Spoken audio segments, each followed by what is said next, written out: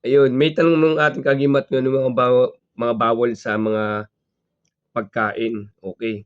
Mga pagkain na binabawal, ano bang klase sa mundo ng ispiritwal kung kayo nasa mundo ng ispiritwal, pag-usapan natin kagimat.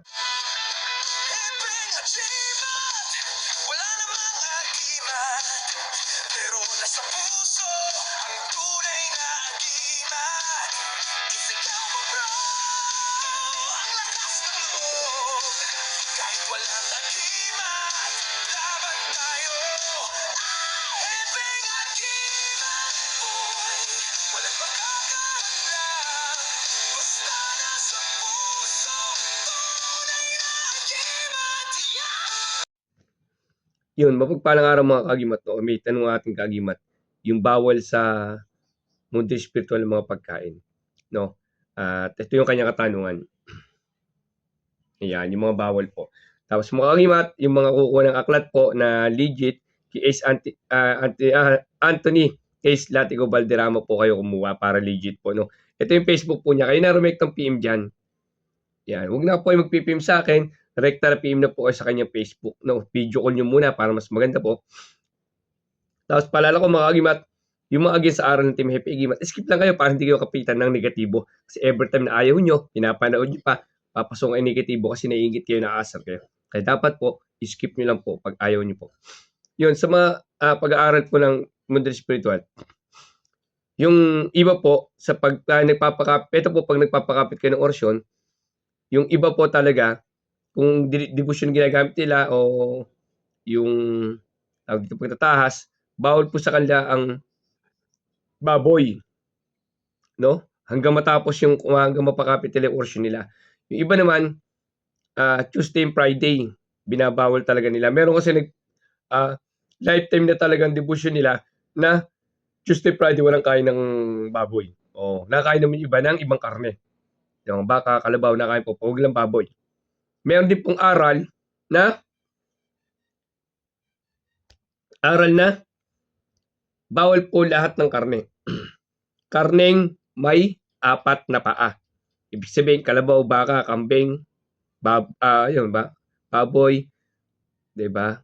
Kalabaw, yun po, yung karne na 4 ang paa. Pwede yung bibe, manok, pwede po yan. Karne ng manok, baboy, pwede po yan. Yung 4 na paa na karne. Pag nagpapakapit po kayo ng orasyon. Pero meron kasing part ng nagpapakapit ng orasyon na pagkatapos kumapit ng orasyon nila, nagla-lifetime na sila, lagi na sila hindi kumakain ng ganun. Minsan yung iba, Tuesday and Friday talagang bawal sa kanilang karne. No? Pero, sa part ng Team Happy Agimat, hindi ko na po binawal yan. Kasi kung sinusunod ko na po sa aral, ay aral po na sinabi nga ni Kristo na hindi nagpaparumi ang kinakain ng tao dahil inilalabas din yan. Ang nagpaparumi, yung lumalabas sa bibig ng tao kasi nanggagaling sa puso ng tao. Yung sinasabi niya. Yun po, pag nasabi tayo masalita, yun po nagpaparumi sa atin. Yun po ang naging pamamaraan ng Team Happy Agimat. Kaya Team Happy Agimat, actually, wala mo po totally bawal na ganun.